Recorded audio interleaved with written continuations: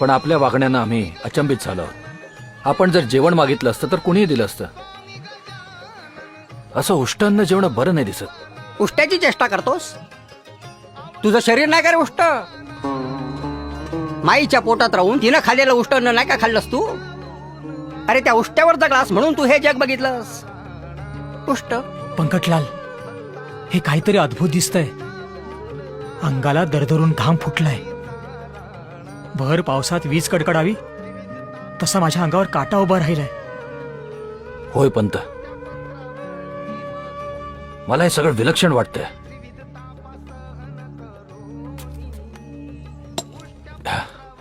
घ्या, आपल्यासाठी जेवण आणलंय. पोटभर खा. जेवण आणलंय. छान छान.